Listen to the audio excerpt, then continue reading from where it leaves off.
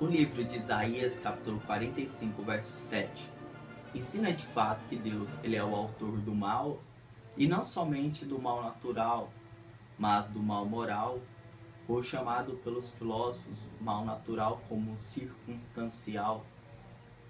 O que seria esse mal circunstancial? Seria as adversidades, catástrofes da vida. Seria terremotos, vulcões, enchentes, meteoros.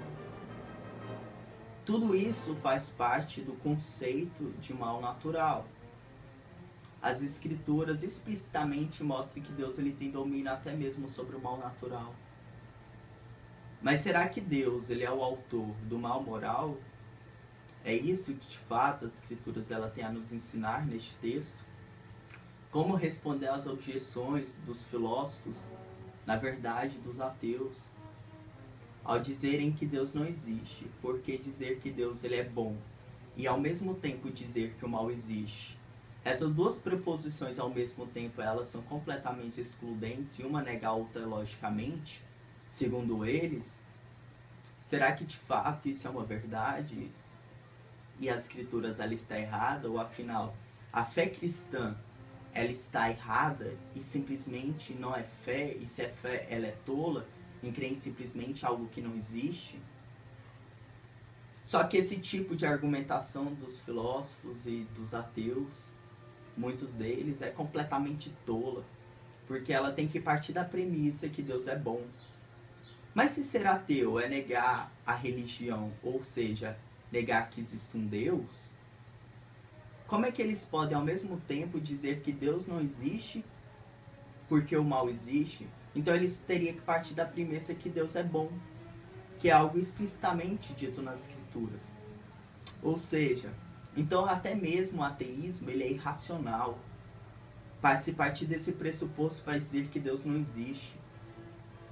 No máximo que eles poderiam fazer é uma dialética com o cristianismo, fazendo uma suposta inferência à pessoa de Deus, para que no final pudesse chegar a um tipo de conclusão que no final seria completamente tolice, pois nós não podemos dizer algo que existe simplesmente não existir e ao mesmo tempo completamente ter razão. Eu acho interessante que esse texto de Isaías capítulo 45, ele é completamente ludibriado por várias pessoas da qual se dizem conhecedoras das escrituras. Sejam por muitos reformados, da qual eu faço parte do grupo, mas não compartilho da mesma ideia a respeito desse texto, ou seja, até mesmo por os arminianos, que são completamente ignorantes quanto à sua crença. Pois em diversas partes das escrituras mostra um Deus que age diferente com um povo diferente. Pegue, por exemplo, o Antigo Testamento, nós temos Deus guardando um povo hebreu, chamando Abraão na terra de Ur dos Caldeus, e Gênesis 12, daí em diante, para o seu filho Isaac, de Isaac para Jacó, e Jacó para 12 tribos, para ele poder guardar, preservar e manter esse povo. E qualquer povo que entrasse no caminho como o povo do Egito, ele chegou a matar. E até mesmo as crianças. Ou seja, Deus ele age de uma forma completamente diferente de pessoa para com pessoa. Nós vemos isso de povo para com povo. No Antigo Testamento isso é altamente claro. Mas eu vou me deter a minha objetividade aqui no texto de Isaías capítulo 45, principalmente aqueles da qual fazem parte do mesmo grupo que eu, que afirma a mesma soteriologia que eu, que afinal são calvinistas. Muitos deles infralapsarianos, eles têm questionado a minha crença, mas hoje eu dou a razão da minha fé. É interessante que no capítulo 45, o texto, o autor, ele está tentando ressaltar a respeito da magnificência e da onipotência do Senhor. Por exemplo, nós vemos no verso 1, assim diz o Senhor, ao seu ungido. Ungido aqui no hebraico também é Messias, ou seja, Ciro, aqui no texto, ele seria o Messias. A Ciro, a quem tomou pela mão direita, para abater as nações ante a sua face, e para distinguir as portas, e não fecharão. No verso 15 do mesmo capítulo nós temos: envergar-se-ão e serão confundidos todos eles, cairão a uma, em ignominia os que fabricam ídolos. Eu a minha justiça suscitarei a Síria, e todos os seus caminhos endireitarei. Ele edificará a minha cidade e libertará os meus exilados.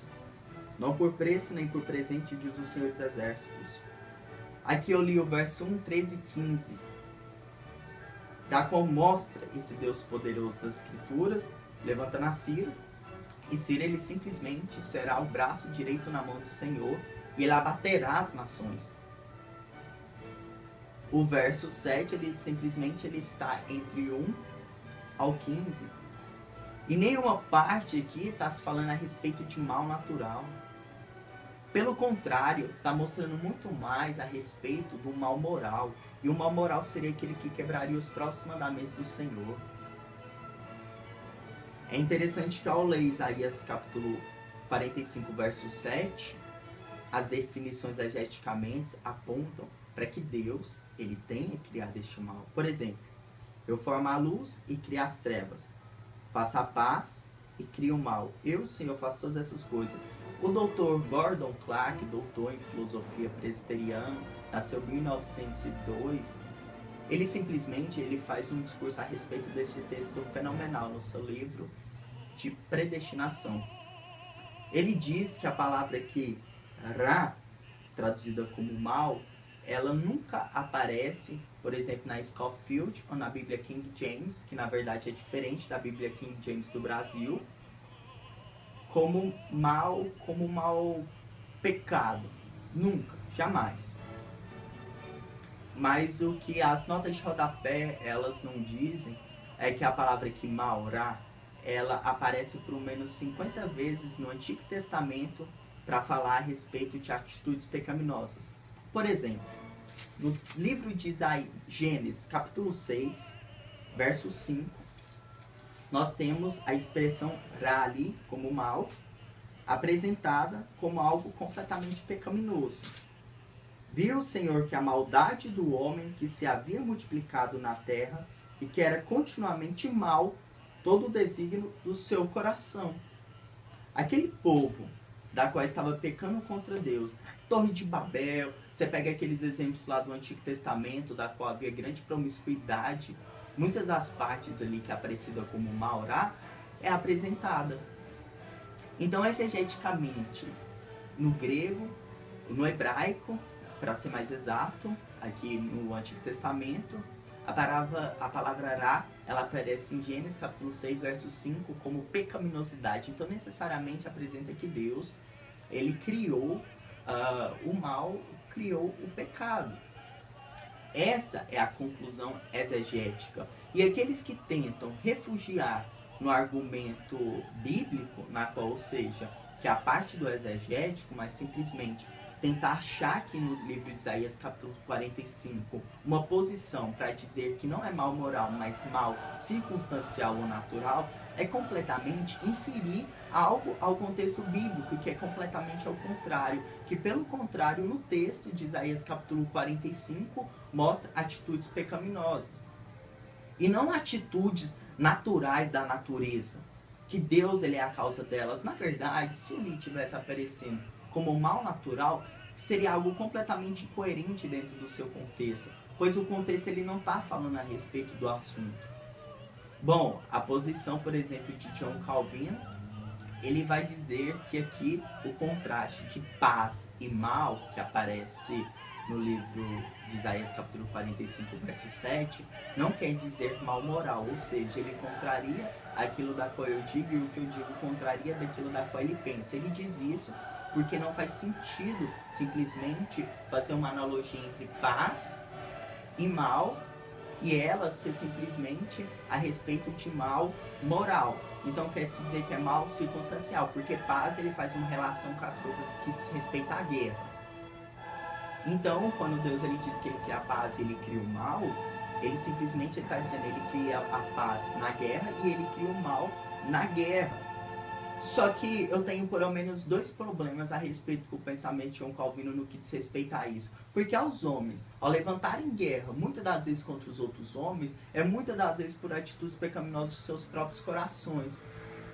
Muitas das vezes é vaidade de tomar o dinheiro, a casa, tomar aquelas coisas da qual se tem na sua família. Muitas das vezes, então, é promovido por inveja. Então, simplesmente não adianta refugiar naquela palavra paz e simplesmente atribuir ela como mal natural, e essas guerras também entrariam aí, os conflitos e etc., sem simplesmente levar isso em consideração. O segundo argumento que eu tenho a levantar é que Romanos capítulo 5, verso 1, não mostra paz como guerra, como esse tipo de da qual poderia ter sido levantado por João Calvino, mas pelo contrário, ele mostra uma relação entre homem, pessoa e Deus.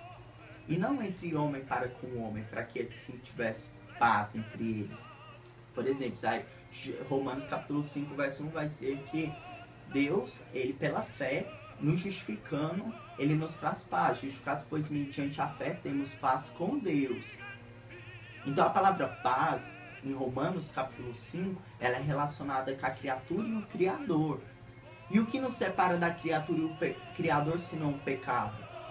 Então faz muito mais sentido também Isaías, no livro de Isaías, capítulo 45, verso 7, nos dizer que ali paz, ela é um contraste entre a nossa pecaminosidade e Deus, e essa relação entre criar paz e criar o mal faz completamente sentido dessa forma.